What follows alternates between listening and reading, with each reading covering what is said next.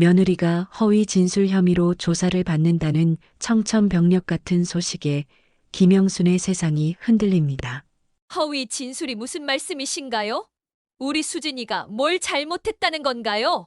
중대장의 차가운 목소리가 전화기를 통해 들려옵니다. 증언해주겠다던 동료들이 모두 입장을 바꾸고 결정적 증거였던 녹음 파일마저 조작됐다는 주장이 제기됩니다. 병원에 입원한 며느리를 보며 김영수는 자책감에 무너집니다. 이게 내 가족까지 망가뜨리는 일이었나? 하지만 백화선이 나타나 손을 잡으며 말합니다. 선배님, 그때 저를 도와주셨잖아요. 이번엔 제가 도울 차례예요. 사연 시작 전에 잠깐만요. 구독과 좋아요, 댓글은 무료입니다. 한 번씩 눌러주시면 큰 힘이 됩니다. 충북 제천의 한적한 시골 마을에 이른 아침이 찾아왔습니다. 산 너머로 떠오르는 해가 골짜기를 따뜻하게 감싸며 새로운 하루를 알렸죠. 마을 끝자락 작은 집에서 김영순이 문을 열고 나섭니다. 74살의 나이에도 여전히 곧은 어깨와 단정한 걸음걸이를 유지하고 있었습니다. 군복을 개량한 잠바를 깔끔하게 입고 산책을 나서는 모습이 평범한 시골 할머니와는 어딘가 달랐습니다. 영순 여사님, 안녕하세요. 밭일을 나가던 이웃 할머니가 고개를 숙여 인사했습니다. 김영수는 부드럽게 미소 지으며 답례했지만 마을 사람들의 시선 속에는 여전히 경외감이 묻어났습니다. 그분이 누군지 모르는 사람은 없었거든요. 이 마을 최초의 여성 로터시 출신이자 청와대 경호까지 담당했던 전설적인 인물이었으니까요. 동네 아이들조차 김영순 앞에서는 자연스럽게 허리를 굽히며 인사를 했습니다. 김영순은 천천히 마을길을 걸으며 깊은 생각에 잠겼습니다. 군인으로 살았던 지난 세월들이 주마등처럼 스쳐 지나갔죠. 젊은 시절 남자들과 어깨를 나란히 하며 훈련받던 시간들, 치열했던 경쟁과 편견을 뚫고 자리를 잡아가던 날들이 생생했습니다. 당시엔 여성이 군인이 된다는 것 자체가 엄청난 도전이었습니다. 하루하루가 싸움이었고 매 순간이 증명의 연속이었죠. 남성 동기들보다 2배는 열심히 해야 겨우 인정받을 수 있었던 그 시절 말입니다. 하지만 김영수는 굴복하지 않았습니다. 새벽 5시부터 시작되는 체력 훈련에서 단 한 번도 뒤처진 적이 없었고 사격 실력은 남성 동기들을 압도했습니다. 특히 야간 유격 훈련에서는 실신한 동료 3명을 업고 산에서 내려온 일화가 전설처럼 전해졌죠. 그렇게 차곡차곡 실력을 쌓아가며 결국 청와대 경호실까지 진출했던 것입니다. 대통령을 가까이에서 경호하는 중책을 맡으며 여군의 위상을 한 단계 끌어올렸던 자랑스러운 시절이었습니다. 하지만 이제는 그 모든 것이 추억이 되었습니다. 퇴역 후 이곳 제천으로 내려와 농사 짓는 노부부들과 반찬을 나눠 먹으며 소소한 일상을 보내는 평범한 할머니가 되었죠. 그래도 몸에 밴 군기만은 여전했습니다. 매일 아침 정해진 시간에 일어나고 침대를 반듯하게 정리하고 옷차림도 항상 단정했습니다. 마을 사람들이 영순 여사라고 부르며 존경의 시선을 보내는 이유이기도 했습니다. 마을회관에 도착하자 벌써 몇몇 어르신들이 모여 있었습니다. 오늘도 어김없이 점심 나눔 봉사를 위해 나온 것이었죠. 김영수는 앞치마를 두르고 젓가락을 곧게 들며 음식을 준비했습니다. 수십 년간 몸에 밴 군기가 일상의 작은 동작에서도 자연스럽게 드러났습니다.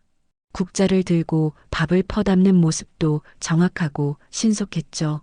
마치 부대 급식소에서 수백 명의 장병들에게 식사를 나눠주던 그때처럼 말입니다. 오늘 김치찌개 맛이 어때요? 한 할아버지가 물어보자 김영수는 환하게 웃으며 대답했습니다. 제가 직접 담근 김치로 끓였으니까 맛있을 수밖에 없죠. 김치는 군대식으로 단단하게 담갔거든요. 어르신들은 김영순의 농담에 웃음을 터뜨렸습니다. 하지만 실제로 김영순이 담근 김치는 마을에서 소문날 정도로 맛있었습니다.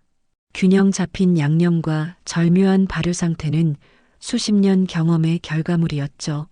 점심시간이 한창일 때 어르신들과 담소를 나누던 김영수는 자연스럽게 군대 이야기를 꺼냈습니다. 요즘 젊은 여자들도 군대 많이 가죠. 우리 때와는 완전히 다를 거예요. 한 할머니가 궁금하다는 듯 물어봤습니다. 영순이 언니는 진짜 대단했잖아요. 남자들하고 똑같이 훈련받았다면서요. 김영수는 잠시 먼 곳을 바라보며 대답했습니다. 그때는 정말 힘들었어요. 하지만 누군가는 해야 할 일이었거든요. 후배들이 더 좋은 환경에서 일할 수 있도록 길을 닦아야 했으니까요.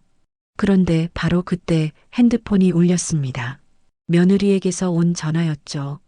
김영수는 조용한 곳으로 자리를 옮겨 전화를 받았습니다.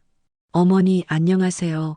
며느리의 목소리가 평소보다 조금 떨리는 것 같았습니다. 31년 동안 현역 하사관으로 복무하고 있는 며느리는 평소 밝고 당당한 성격이었는데 오늘은 왜 그런지 목소리에 힘이 없었습니다. 수진아 무슨 일이야?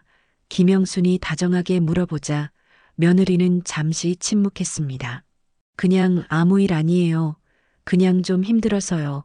며느리의 대답은 영 석연치 않았습니다. 김영순의 눈썹이 살짝 찌푸려졌습니다. 군인 출신답게 예민한 감각으로 무언가 이상함을 포착했죠. 힘들다니 무슨 일인데 부대에서 무슨 일 있었어? 좀 더 자세히 물어보려 했지만 며느리는 계속 괜찮다는 말만 반복했습니다. 정말 괜찮아요. 어머니 그냥 훈련이 좀 힘들어서 그래요. 걱정하지 마세요. 김영수는 뭔가 이상하다는 느낌을 지울 수 없었습니다. 수진이는 평소 어떤 어려움이 있어도 당당하게 말하는 성격이었거든요. 그런데 오늘은 왜 이렇게 말을 돌리고 있는 걸까요? 정말 괜찮은 거야. 혹시 몸이 아픈 건 아니고 김영순이 다시 물어보자 며느리는 급하게 대답했습니다. 아니에요. 정말 괜찮아요. 그냥 피곤해서 그래요. 어머니도 몸 조심하시고 전화 끊을게요. 전화를 끊고 나서도 김영순의 마음은 편치 않았습니다. 뭔가 며느리가 숨기고 있는 것 같았거든요. 김영순은 다시 어르신들 곁으로 돌아갔지만 마음 한편이 계속 무거웠습니다. 봉사를 마치고 설거지를 하면서도 며느리의 떨리는 목소리가 귓가에 맴돌았습니다. 과연 정말 괜찮은 걸까요? 아니면 무슨 문제가 있는 건 아닐까요? 오후가 되어 봉사를 마치고 집으로 돌아오는 길에도 며느리 생각뿐이었습니다. 저녁 해가 서산으로 기울어가고 있었고 기계처럼 반복되던 평범한 하루에 묘한 이상 기류가 감돌기 시작했습니다. 김영수는 긴 한숨을 내쉬며 집 앞 마당에 앉았습니다. 과연 며느리에게 무슨 일이 일어난 걸까요? 단순히 피곤함 때문일까요? 아니면 정말 심각한 문제가 있는 건 아닐까요? 40년 전 자신도 비슷한 어려움을 겪었던 기억이 떠올랐습니다. 며느리는 평소와 다름없이 괜찮아요. 만 반복했습니다. 하지만 김영수는 군인의 감각으로 알 수 있었습니다. 그 목소리 속에 숨겨진 두려움과 절망감을 말이죠. 며칠이 지나도 며느리에게서 연락이 오지 않았습니다. 평소 일주일에 두세 번은 안부 전화를 주던 며느리가 말입니다. 김영수는 점점 불안해졌습니다. 뭔가 심각한 일이 벌어지고 있다는 직감이 들었거든요. 김영수는 결국 직접 며느리를 찾아가기로 했습니다. 마침 마을 할머니들이 고춧가루를 나눠달라고 했던 터라 좋은 핑계가 생겼죠. 수진이한테 고춧가루 좀 갖다 주고 올게요. 김영수는 정성스럽게 고춧가루를 포장하며 마음을 다잡았습니다. 군인의 직감으로 봐서는 분명 뭔가 잘못되고 있었습니다. 하지만 섣불리 추측해서는 안 되겠죠. 부대까지 가는 길에 김영수는 옛 기억들을 떠올렸습니다. 자신도 젊은 시절 부당한 대우를 받았던 적이 있었거든요. 여군이라는 이유로 더 혹독한 훈련을 받아야 했고 남성 동료들의 시선도 곱지 않았습니다. 특히 일부 고참들은 여군을 무시하는 발언을 서슴지 않았죠.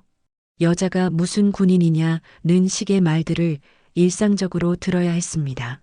부대에 도착한 김영수는 경계 근무를 서던 병사에게 면회 신청을 했습니다. 며느리 면회 왔는데요. 하사 박수진이요.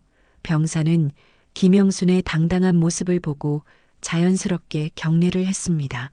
뭔가 범상치 않은 기운이 느껴졌거든요. 잠시만 기다려주세요. 확인해 보겠습니다. 김영수는 기다리는 동안 부대 내부를 살펴봤습니다. 며칠 후 수진이 나타났습니다. 하지만 뭔가 이상했습니다. 평소보다 훨씬 야윈 얼굴과 어두운 표정이 김영순의 마음을 무겁게 했죠. 어머니 왜 오셨어요? 수진의 목소리는 여전히 힘이 없었습니다. 김영수는 가져온 고춧가루를 건네며 자연스럽게 물어봤습니다. 고춧가루 갖다 주려고 왔어. 그런데 너 많이 야윈 것 같은데 밥은 제대로 먹고 있어. 수진은 괜찮다고 대답했지만 김영순의 눈에는 그렇게 보이지 않았습니다. 특히 수진의 손목 부분에 묘한 자국이 보였거든요. 마치 누군가 세게 잡은 것 같은 멍 자국 말입니다. 김영수는 가슴이 덜컥했습니다. 하지만 섣불리 추궁할 수는 없었죠. 잘못하면 수진이 더 어려운 상황에 처할 수도 있으니까요. 화장실 좀 다녀와도 될까? 김영순이 물어보자 수진은 안내해줬습니다. 세면장으로 향하던 중 김영수는 우연히 여군 세면장에서 들려오는 소리를 듣게 되었습니다. 누군가 조용히 흐느끼는 소리였죠. 김영수는 잠시 멈춰서서 귀를 기울였습니다. 그 울음소리가 너무나 익숙했거든요. 바로 며느리 수진의 목소리였습니다. 김영수는 조용히 세면장 문 앞에 서서 망설였습니다. 들어가서 위로해주고 싶었지만 그러면 수진이 더 당황할 것 같았거든요. 대신 김영수는 세면장 밖에서 기다렸습니다. 수분 정도 지나자 수진이 나왔는데 눈가가 빨갛게 부어 있었습니다. 급하게 찬물로 세수를 한 흔적이 역력했죠. 수진아 김영순이 부드럽게 불렀습니다. 수진은 깜짝 놀라며 고개를 돌렸습니다. 어머니 언제부터 여기 계셨어요? 당황한 기색이 역력했습니다. 김영수는 수진의 손을 잡으며 말했습니다. 너 울었구나. 수진은 급하게 부인했습니다. 아니에요. 그냥 세수하다가 비누가 눈에 들어가서요. 하지만 김영순의 예리한 눈은 수진의 손등에 있는 또 다른 멍 자국을 놓치지 않았습니다. 아직 아물지 않은 새로운 상처였죠. 게다가 그 위치와 모양을 보니 누군가 강하게 움켜잡은 흔적 같았습니다. 김영순의 가슴이 뜨거워졌습니다. 훈련 중에 생긴 거예요. 절대 아니에요. 그런 거 수진이 재빨리 변명했습니다. 하지만 김영수는 그 말을 믿을 수 없었습니다. 수십 년간 군대에서 생활한 경험으로 봐서는 일반적인 훈련으로 생길 수 있는 상처가 아니었거든요. 더구나 손목 부분에 생긴 그런 멍은 누군가 고의로 가한 폭력의 흔적이었습니다. 김영수는 더 이상 묻지 않았습니다. 대신 수진을 꼭 안아줬죠. 괜찮아, 어머니가 있잖아. 면회를 마치고 집으로 돌아오는 길에 김영순의 마음은 복잡했습니다. 며느리가 당하고 있는 일이 무엇인지 정확히 알 수는 없었지만 분명 부당한 대우를 받고 있다는 것은 확실했습니다. 손목의 멍자국과 눈물 그리고 떨리는 몸짓은 거짓말을 하지 않았거든요. 그날 밤 김영수는 잠을 이룰 수 없었습니다. 계속해서 며느리 생각만 났습니다. 과연 어떤 일이 벌어지고 있는 걸까요? 누가 며느리를 그렇게 괴롭히고 있는 걸까요? 김영수는 일어나 옛 앨범을 꺼냈습니다. 낡은 앨범 속에는 젊은 시절의 사진들이 가득했습니다. 가장 먼저 눈에 들어온 것은 로터시 시절 동기들과 함께 찍은 사진이었습니다. 20살 김영순이 남성 동기들과 어깨를 나란히 하며 당당하게 서 있는 모습이었죠. 그 다음 장에는 야간 유격 훈련 사진이 있었습니다. 진흙투성이가 된 채로도 씩씩하게 웃고 있는 젊은 김영순의 모습이 인상적이었습니다. 김영순은 한 장 한 장 사진을 넘기며 그때를 회상했습니다.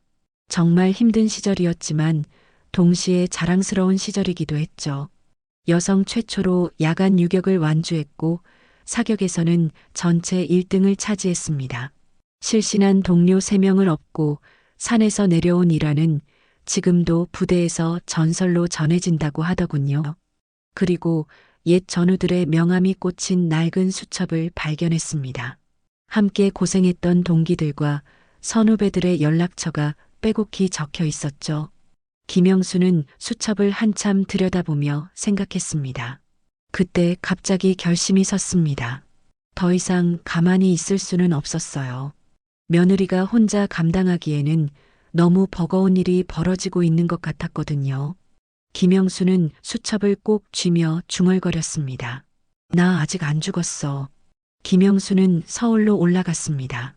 수십 년 만에 올라가는 서울이었지만 목적이 분명했기에 주저하지 않았죠. 가장 먼저 연락한 사람은 육사 34기 동기였던 전 합참 부장 최정필 장군이었습니다. 김영수는 낡은 수첩에서 번호를 찾아 조심스럽게 전화를 걸었습니다. 여보세요. 정필이야. 나 김영순이야. 전화기 너머로 잠시 침묵이 흘렀습니다. 영순이 정말 오랜만이네. 당신 아직도 전화번호 안 바꿨구나. 최정필의 목소리에는 반가움이 묻어났습니다. 그냥 조용히 산다더니 이게 무슨 일인가. 혹시 몸이라도 아픈 건 아니고. 김영수는 간단히 상황을 설명했습니다. 며느리가 부대에서 어려움을 겪고 있는 것 같다고, 도움이 필요하다고 말입니다. 최정필은 즉시 만나자고 했습니다. 용산에 있는 카페에서 보자. 내가 위치 보내줄게. 김영수는 지하철을 타고 용산으로 향했습니다. 오랜만에 타는 지하철이었지만 여전히 몸에 밴군기 덕분에 고든 자세를 유지하며 앉아 있었죠. 주변 사람들도 김영순의 범상치 않은 기품을 느끼는 듯 했습니다. 카페에서 만난 최정필은 여전히 군인다운 모습이었습니다. 퇴역했지만 어깨는 여전히 곧았고 말투도 간결했죠. 영순아, 정말 오랜만이다. 그런데 얼굴이 심각해 보이는데 무슨 일이야? 김영수는 며느리의 상황을 자세히 설명했습니다. 손목의 멍자국과 세면장에서 들었던 울음소리, 그리고 변해버린 며느리의 모습까지 말이죠. 최정필의 표정이 점점 어두워졌습니다. 그게 사실이라면 심각한 문제야. 요즘 군대에서 그런 일이 있어서는 안 되는데. 김영수는 구체적인 도움을 요청했습니다. 정필아, 나 혼자서는 어떻게 해야 할지 모르겠어. 내가 아는 사람 중에 도움받을 수 있는 곳이 있을까? 최정필은 잠시 생각하더니 몇 명의 이름을 말해줬습니다. 서인아 대령 기억나지? 우리랑 같이 훈련받던 여군 선배 말이야. 지금 국회 국방위 자문관을 하고 있어. 그리고 백화선이라고 우리 후배 있잖아. 지금 국방부 인권센터에서 일한다더라. 김영수는 그 이름들을 수첩에 적어가며 들었습니다. 오랜만에 듣는 이름들이었지만 여전히 생생하게 기억났죠. 최정필은 연락처를 알려주며 말했습니다. 서인아 대령한테 먼저 연락해봐. 국방위 자문관이니까 이런 문제에 대해서는 잘 알 거야. 김영수는 고마움을 표현했습니다. 정말 고마워 정필아. 이런 부탁을 해서 미안해. 최정필은 손사래를 치며 대답했습니다. 무슨 소리야? 우리가 누구 사이인데. 동기가 어려우면 도와야지. 카페를 나와 김영수는 바로 서인아 대령에게 전화를 걸었습니다. 안녕하세요. 서인아 대령님, 저 김영순입니다. 서인아는 즉시 김영순을 알아봤습니다. 어머, 영순 선배님, 정말 오랜만이에요. 어떻게 지내셨어요? 목소리에는 반가움과 존경심이 동시에 묻어났습니다. 김영수는 상황을 설명했고 서인아는 심각하게 들었습니다. 선배님, 이런 일은 절대 그냥 넘어가면 안 됩니다. 제가 아는 변호사도 있고 국방부 쪽 인맥도 있으니까 도움을 드릴 수 있을 것 같아요. 서인아는 내일 시간을 내서 만나자고 했습니다. 국회의원회관에서 만나요. 제가 상세한 조언을 해드릴게요.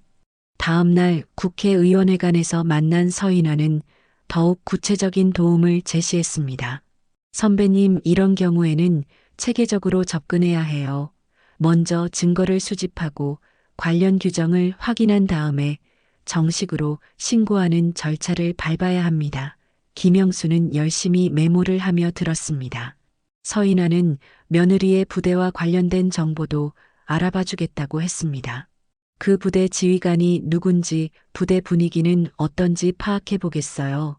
그리고 비슷한 사례가 있었는지도 조사해 볼게요. 김영수는 정말 고마웠습니다. 혼자서는 어떻게 해야 할지 막막했는데 이렇게 도움의 손길이 뻗어진 것이 다행이었죠.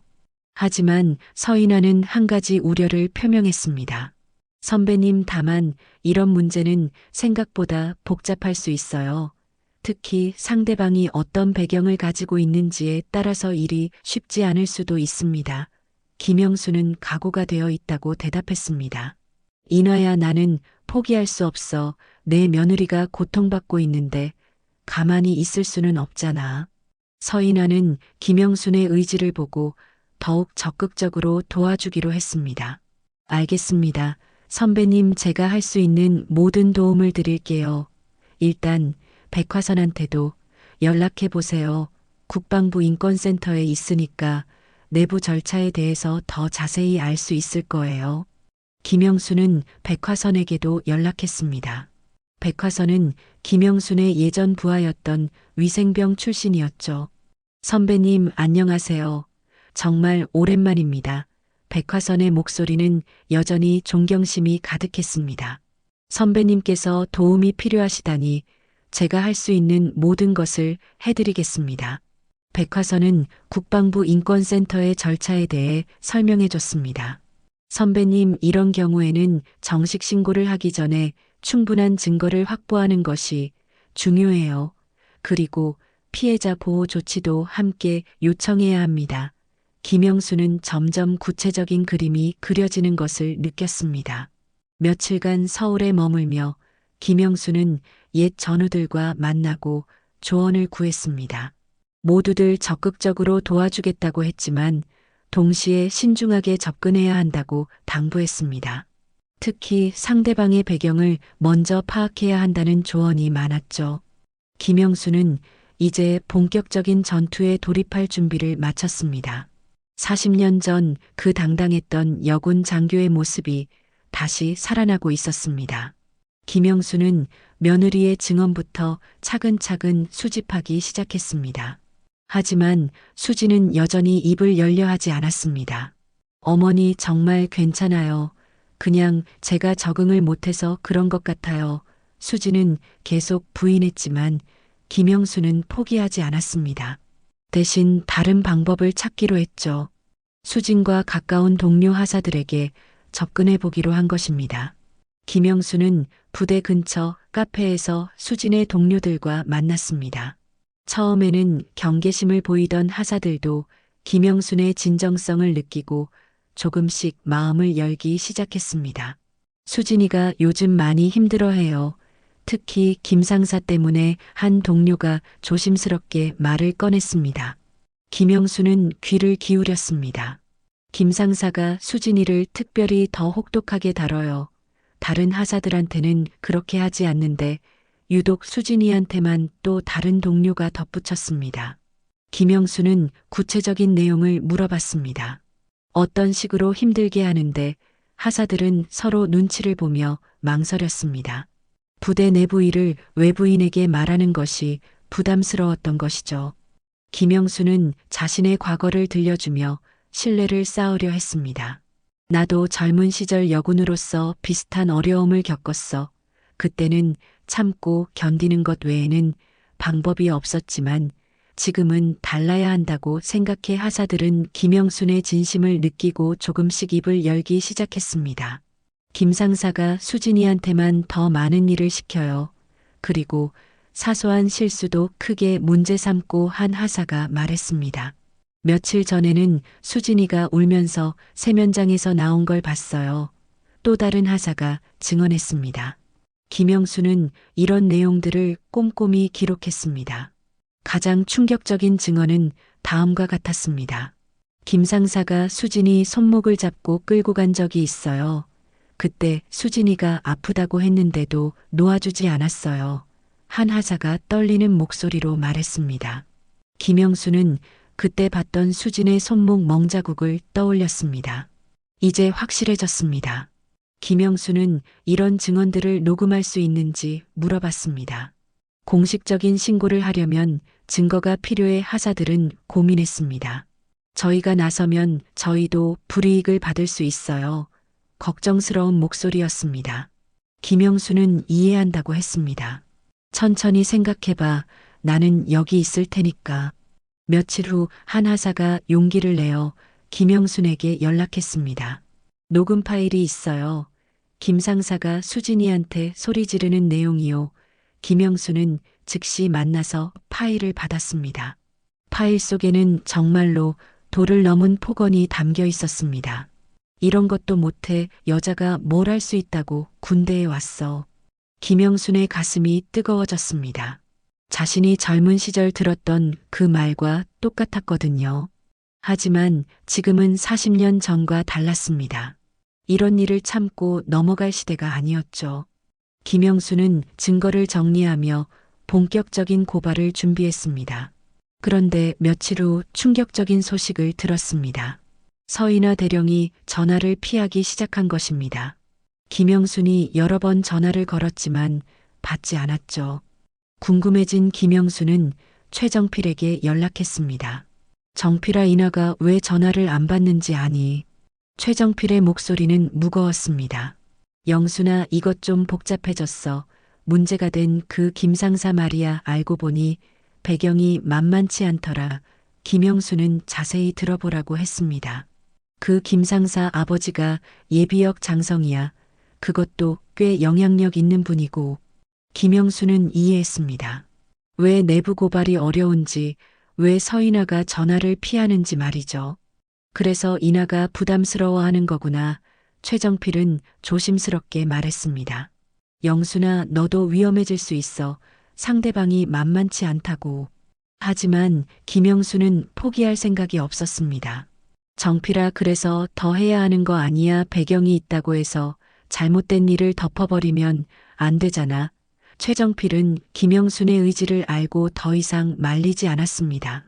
알겠어. 그럼 조심해서 해. 혹시 도움이 필요하면 언제든 연락해.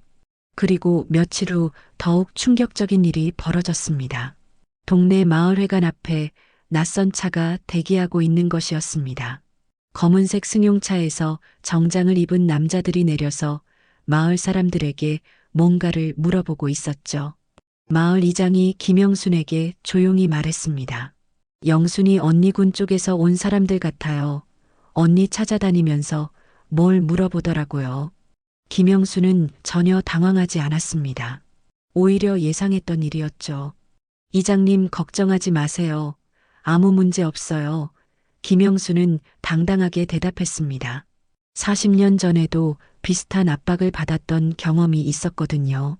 하지만 그때와 달리 이제는 굴복하지 않을 것입니다. 김영수는 마을 사람들에게 말했습니다. 혹시 누가 저에 대해 물어보면 그냥 평범한 할머니라고 하세요. 별거 아니에요. 하지만 속으로는 다짐했습니다. 난 유격 뛰다 실신한 여군 3명 없고 산에서 내려왔던 사람이야. 이런 걸로 겁낼 건 없어. 그날 밤 김영수는 다시 한번 결심을 다졌습니다. 상대방의 배경이 어떻든 압박이 들어오든 상관없었습니다. 며느리가 당하고 있는 부당한 대우를 바로잡는 것이 더 중요했죠. 김영수는 수집한 증거들을 정리하며 다음 단계를 준비했습니다. 이제 정말로 전면전에 돌입할 때가 온 것 같았습니다. 결정적인 고발서를 준비하던 중 갑작스러운 일이 벌어졌습니다. 며느리 수진이 근무하던 부대에서 돌연 연락이 온 것입니다. 수진의 중대장이 직접 전화를 걸어왔죠. 하사 박수진 어머님이시죠? 급히 말씀드릴 일이 있어서 연락드렸습니다. 중대장의 목소리는 공식적이고 차가웠습니다. 수진이가 무슨 일인가요? 김영순이 물어보자 중대장은 충격적인 말을 했습니다. 허위 진술 의혹으로 헌병대 조사를 받으셔야 합니다. 내일 오전 10시까지 부대로 출석하시기 바랍니다. 김영수는 당황했습니다. 허위 진술이라니 도대체 무슨 소리인지 이해할 수 없었거든요. 허위 진술이 무슨 말씀이신가요? 우리 수진이가 뭘 잘못했다는 건가요? 김영순이 따져 물어보자 중대장은 더욱 차갑게 대답했습니다. 자세한 내용은 조사 과정에서 확인하시기 바랍니다. 다만 최근 부대 내에서 근거 없는 소문을 퍼뜨렸다는 신고가 들어왔습니다.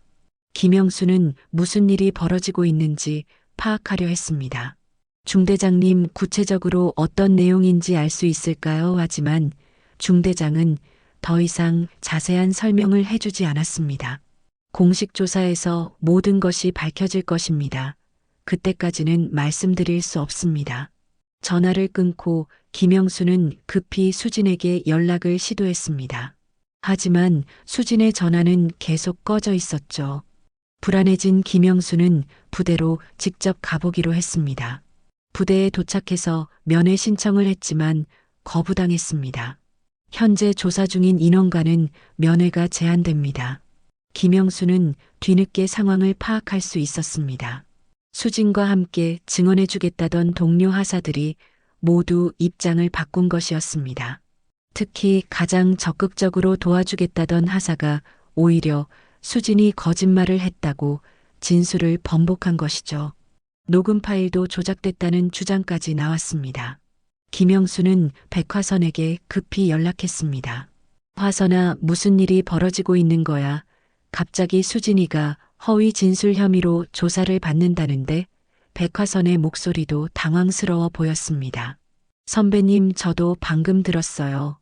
이상해요. 분명히 절차대로 진행하고 있었는데. 백화선이 알아본 바에 따르면 상황이 완전히 뒤바뀐 것이었습니다.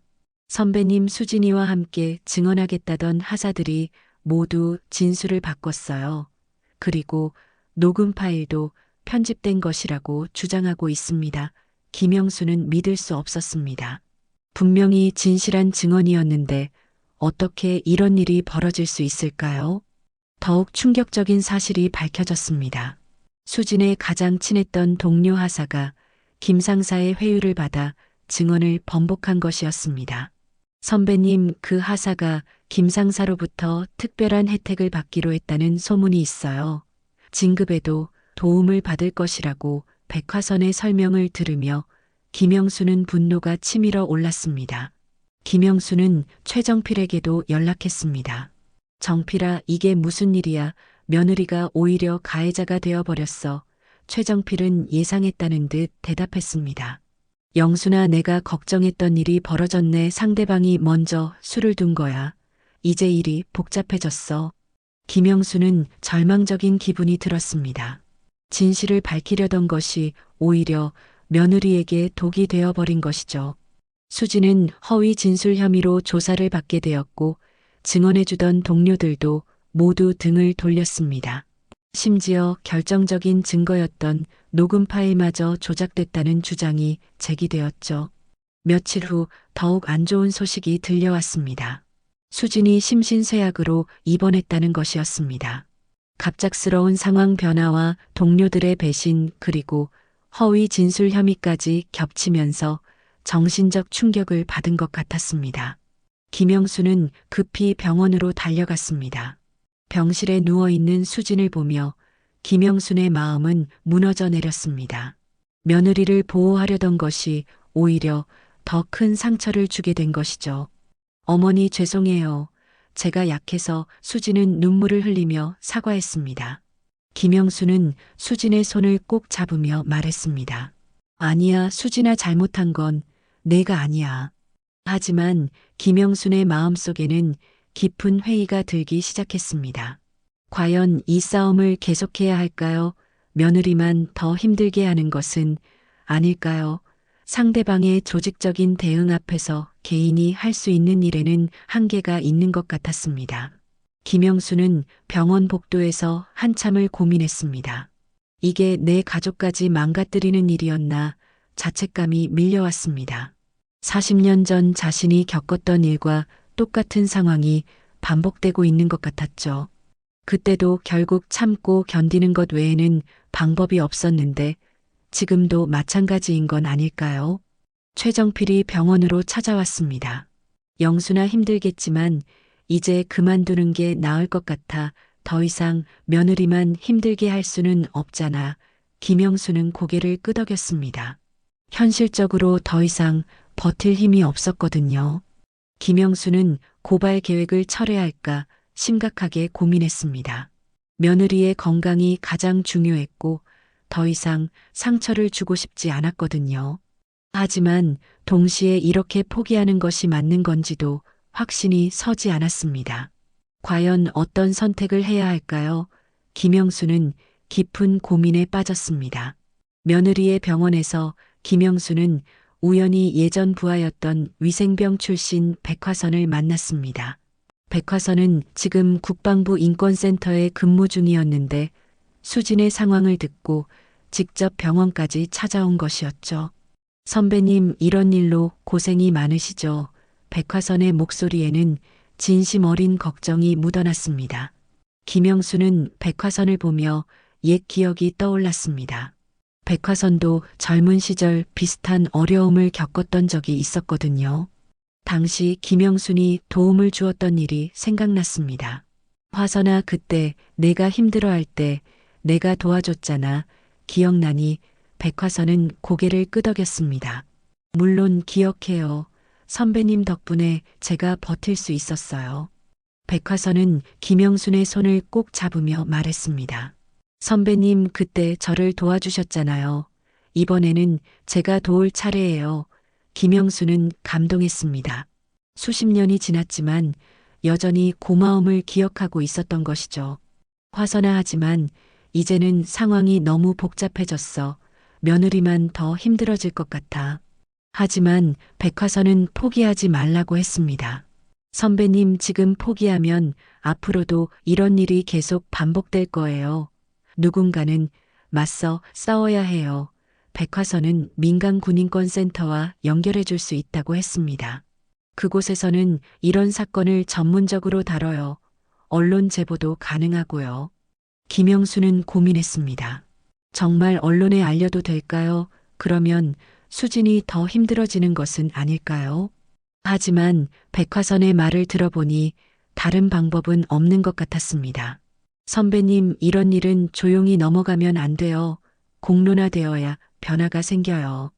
백화선이 연결해준 민간 군인권센터 담당자는 경험이 풍부해 보였습니다. 이런 사례는 언론을 통해 공개하는 것이 가장 효과적입니다. 내부에서는 이미 조작이 이루어졌기 때문에 외부의 힘이 필요해요. 담당자의 설명을 들으며 김영수는 결심을 굳혔습니다.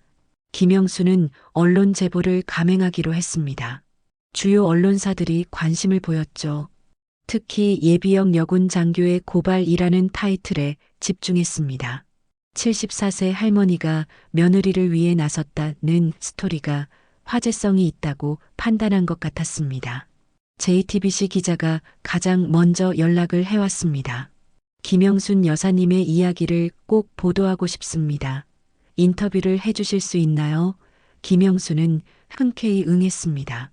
이제 더 이상 숨을 이유가 없었거든요. 진실을 알리는 것이 며느리를 위한 길이라고 생각했습니다. KBS와 SBS 기자들도 잇따라 연락을 해왔습니다. 모두들 김영순의 이야기에 큰 관심을 보였죠. 40년 전 전설적인 여군이 다시 나섰다는 각도로 기사를 쓰고 싶어 했습니다. 김영수는 모든 인터뷰 요청을 받아들였습니다. 첫 번째 인터뷰에서 김영수는 단호하게 말했습니다. 내가 본 건 며느리 한 명이 아니라 40년 전의 나였어요. 기자는 구체적인 설명을 요청했습니다. 무슨 의미인지 자세히 말씀해 주실 수 있나요? 김영수는 자신의 과거 경험을 들려주었습니다. 40년 전에도 여군에 대한 편견과 차별이 심했어요. 하지만 그때는 참고 견디는 것 외에는 방법이 없었죠. 지금도 똑같은 일이 반복되고 있다는 것을 알고 가만히 있을 수 없었어요. 김영순의 목소리에는 확신이 담겨 있었습니다. 기자는 현재 상황에 대해서도 물어봤습니다. 며느리분이 허위 진술 혐의로 조사를 받고 있다는데 어떻게 생각하시나요? 김영수는 분명하게 대답했습니다. 그건 진실을 은폐하려는 조직적인 움직임이에요. 증언자들을 회유하고 증거를 조작하는 전형적인 수업이죠. 인터뷰 내용이 방송되자 큰 반향이 일었습니다. 시청자들은 74세 할머니의 용기에 감동했고 군대 내 성폭력 문제에 대한 관심도 높아졌죠. 특히 김영순의 과거 경력이 알려지면서 더욱 화제가 되었습니다. 여성 최초 로터시 출신, 청와대 경호 담당 등의 이력이 주목받았습니다. 하지만 동시에 반발도 만만치 않았습니다. 일부에서는 김영순이 일방적인 주장만 하고 있다고 비판했죠. 정식 조사도 끝나지 않았는데 성급한 것 아니냐는 의견도 있었습니다. 하지만 김영순은 흔들리지 않았습니다. 두 번째 인터뷰에서 김영순은 더욱 구체적인 증언을 했습니다. 며느리의 손목에 있던 멍자국을 직접 봤어요. 그리고 세면장에서 우는 소리도 들었고요. 이런 것들이 거짓말일 수는 없어요. 김영순의 증언은 설득력이 있었습니다. 언론 보도가 이어지면서 비슷한 피해 사례들도 속속 제보되기 시작했습니다. 다른 부대에서도 유사한 일들이 벌어지고 있었던 것이죠. 김영순의 용기가 다른 피해자들에게도 희망을 준 것 같았습니다. 국방부도 더 이상 침묵을 지킬 수 없는 상황이 되었습니다. 언론의 집중 조명을 받으면서 공식적인 입장 발표를 해야 했죠. 해당 사안에 대해 철저히 조사하겠다는 발표가 나왔습니다. 김영수는 드디어 물꼬가 트였다고 생각했습니다. 하지만 여전히 걱정되는 것은 며느리의 상태였습니다. 수지는 여전히 병원에 입원해 있었고 언론 보도로 인해 더욱 부담을 느끼고 있는 것 같았습니다. 김영수는 수진을 찾아가 위로했습니다. 수진아, 이제 곧 진실이 밝혀질 거야. 조금만 더 견뎌보자. 김영순의 언론 제보는 단순한 개인적인 호소를 넘어서 사회적인 이슈가 되었습니다. 40년 전 전설적인 여군이 다시 나선 것은 상징적인 의미가 컸죠. 이제 돌아올 수 없는 다리를 건넌 김영수는 끝까지 싸울 각오를 다졌습니다. 국방부가 특별감찰에 착수했습니다. 김영순의 언론 제보와 시민들의 관심이 높아지면서 더 이상 미룰 수 없는 상황이 된 것이죠. 특별감찰팀은 해당 부대에 투입되어 전면적인 조사를 시작했습니다. 김영수는 이 소식을 듣고 안도의 한숨을 내쉬었습니다. 드디어 진실이 밝혀질 수 있겠다는 희망이 생겼거든요. 문제가 된 김 상사는 즉시 보직 해제되었습니다. 조사가 진행되는 동안 업무에서 배제된 것이죠. 김영수는 이 소식을 며느리 수진에게 전했습니다. 수진아, 이제 그 사람 때문에 고생하지 않아도 돼. 수진은 눈물을 흘리며 고마워했습니다. 어머니 정말 고마워요. 어머니가 아니었다면. 특별감찰 결과는 충격적이었습니다. 김 상사의 부당한 행위가 수진에게만 국한된 것이 아니었던 거죠. 조사 과정에서 다수의 후임 여성 군인들에게도 비슷한 정황이 드러났습니다. 언어폭력과 신체적 위협 그리고 차별적 대우가 일상적으로 벌어지고 있었던 것입니다. 김영수는 조사 결과를 보고 분노와 안타까움을 동시에 느꼈습니다. 이런 일들이 계속 반복되고 있었구나. 40년 전 자신이 겪었던 일들이 여전히 진행형이었던 것이죠. 하지만 이제는 달랐습니다. 더 이상 숨기거나 덮을 수 없는 시대가 된 것입니다. 국방부는 공식 사과문을 발표했습니다. 군 조직 내 성희롱 및 폭언에 대해 깊이 사과드리며 재발 방지를 위해 최선을 다하겠습니다. 하지만 김영순에게는 말로만 하는 사과가 아니라 실질적인 변화가 필요했습니다. 사과만으로는 부족해. 시스템 자체가 바뀌어야 해. 김영수는 기자회견을 열기로 했습니다. 이번에는 혼자가 아니었습니다. 며느리 수진도 함께 나서기로 한 것이죠. 처음에는 수진이 부담스러워했지만 김영순이 설득했습니다. 수진아, 이제는 숨지 말고 당당하게 나서자. 내가 잘못한 게 아니잖아. 기자회견장에는 많은 기자들이 몰려들었습니다. 김영순과 수진이 손을 꼭 잡고 나타나자 플래시가 터졌죠. 김영순은 마이크 앞에 서서 단호하게 말했습니다. 우린 군인이기 전에 사람입니다. 사람을 함부로 다룬 자가 더 이상 계급으로 위에 서는 일은 없어야 합니다. 김영순의 목소리에는 확신이 담겨 있었습니다. 40년 전에도 이런 일이 있었고 지금도 여전히 반복되고 있습니다. 하지만 이제는 참고 넘어갈 수 없어요. 변화가 필요합니다. 기자들은 김영순의 발언을 열심히 받아 적었습니다. 수진도 용기를 내어 증언했습니다.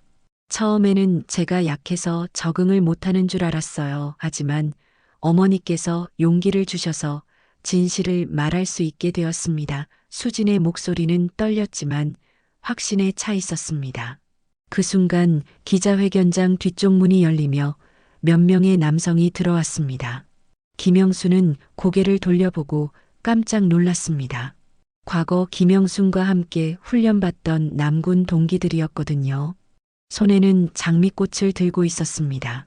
가장 앞에 선 동기가 마이크에 대고 말했습니다. 로터시 34기 김영순을 지지합니다. 다른 동기들도 하나씩 발언했습니다. 40년 전에도 영순이가 우리의 자랑이었고 지금도 마찬가지입니다. 용기 있는 동기를 응원합니다. 김영순의 눈에 눈물이 맺혔습니다. 오랜 시간이 지났지만 동기들이 여전히 자신을 기억하고 지지해주는 것이 감동적이었거든요. 기자회견장은 뜨거운 박수 소리로 가득 찼습니다. 김영순은 동기들에게 고개를 숙여 인사했습니다. 한 기자가 질문했습니다. 김영순 여사님께서 이번 일을 통해 얻고 싶은 것이 무엇인가요? 김영순은 잠시 생각하더니 대답했습니다. 며느리만을 위한 것이 아니에요. 앞으로 군에 들어올 모든 여성들을 위한 것입니다. 더 이상 이런 일이 반복되어서는 안 되거든요. 또 다른 기자가 물어봤습니다. 앞으로의 계획은 무엇인가요? 김영순은 명확하게 답했습니다. 시스템이 바뀔 때까지 계속 지켜볼 겁니다. 일회성 처벌로 끝날 일이 아니에요. 근본적인 변화가 필요해요. 기자회견이 끝난 후 김영순은 동기들과 함께 식사를 했습니다. 영순아, 정말 대단해. 우리도 자극을 받았어. 한 동기가 말했습니다. 맞아, 퇴역했다고 가만히 있을 일이 아니구나. 다른 동기도 맞장구 쳤습니다. 김영순은 동기들의 지지에 힘을 얻었습니다. 여러분 덕분에 용기가 나요. 혼자서는 힘들었을 텐데 동기들은 앞으로도 계속 응원하겠다고 약속했습니다. 무슨 일이 있어도 우리가 뒤에 있다. 그날 저녁 뉴스에는 김영순의 기자회견 소식이 대대적으로 보도되었습니다. 74세 할머니의 용기가 군대를 바꾸고 있다는 제목의 기사들이 쏟아져 나왔죠. 온라인에서도 김영순을 응원하는 댓글들이 많이 달렸습니다.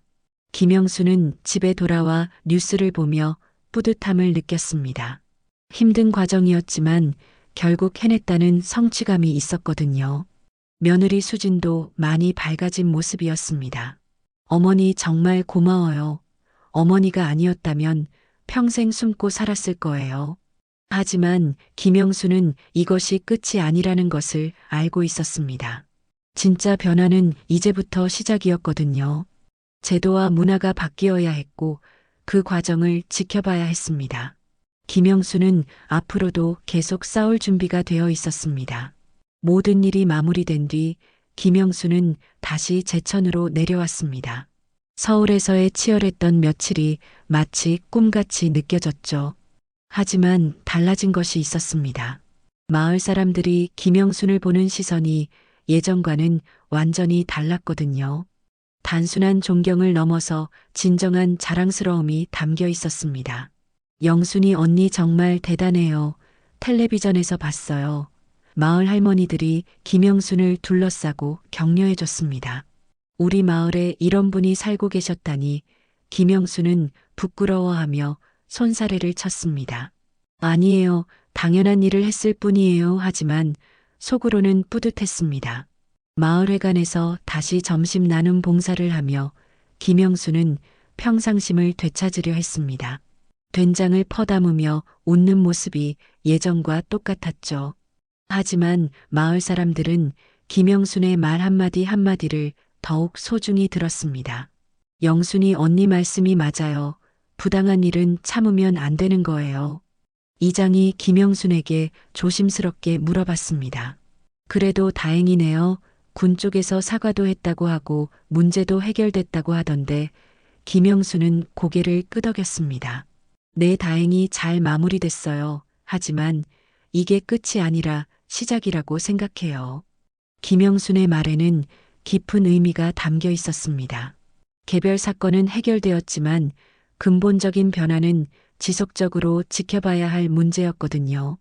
앞으로도 이런 일이 반복되지 않도록 계속 관심을 가져야 해요. 마을 사람들은 김영순의 말에 깊이 공감했습니다. 오후가 되어 김영순은 혼자 마을 뒷산을 오르며 생각에 잠겼습니다. 지난 몇 주간의 일들이 주마등처럼 스쳐 지나갔죠. 며느리의 첫 전화부터 시작해서 부대 면회 언론 제보 그리고 기자회견까지 정말 파란만장한 시간이었습니다. 40년 전 젊은 시절에는 혼자 참고 견딜 수밖에 없었지만 이번에는 달랐습니다. 목소리를 낼 수 있었고 많은 사람들이 함께 해줬습니다. 시대가 변했다는 것을 실감했죠. 더 이상 불의에 침묵하지 않는 세상이 온 것 같았습니다. 산에서 내려오는 길에 김영수는 멀리서 고무장화를 신고 뛰어오는 사람을 봤습니다. 바로 며느리 수진이었죠. 퇴원한 후 부대로 복귀한 수진이 휴가를 내어 찾아온 것이었습니다. 수진의 얼굴에는 예전의 밝은 표정이 되돌아와 있었습니다. 어머니 수진이 김영순에게 달려와 꼭 안겼습니다. 김영순은 수진의 어깨를 토닥이며 물어봤습니다. 부대 생활은 어때? 이제 괜찮아? 수진은 환하게 웃으며 대답했습니다. 네, 많이 달라졌어요. 분위기도 좋아지고 새로운 지휘관님도 오셨고요. 수진은 김영순에게 중요한 소식을 전했습니다. 어머니, 저 이번에 임관시험 준비해 보려고요. 간부로요. 김영순의 눈이 반짝였습니다. 정말이야, 그거 좋은 생각이네. 수진은 당당한 눈빛으로 말했습니다. 어머니께서 보여주신 용기를 본받아서 저도 변화를 만들고 싶어요. 김영수는 수진의 변화된 모습을 보며 흐뭇했습니다. 더 이상 위축되거나 두려워하지 않는 며느리의 모습이 자랑스러웠거든요. 수진아, 그래, 그게 내 전투야. 가서 이겨. 김영순의 격려에 수진은 고개를 끄덕였습니다. 두 사람은 함께 마을길을 걸으며 이야기를 나눴습니다. 수진은 부대에서 일어난 변화들을 자세히 들려줬습니다. 성희롱 예방 교육도 강화되고 신고 체계도 개선됐어요. 그리고 무엇보다 분위기 자체가 달라졌어요. 김영수는 만족스러운 표정으로 들었습니다. 어머니 덕분에 저뿐만 아니라 다른 후배들도 용기를 얻었어요. 이제는 부당한 일이 있으면 참지 않고 신고해요. 수진의 말에 김영수는 뿌듯함을 느꼈습니다. 개인의 문제를 넘어서 시스템 전체의 변화를 가져온 것 같았거든요. 저녁 무렵 두 사람은 집 앞 마당에 앉아 차를 마시며 대화를 이어갔습니다.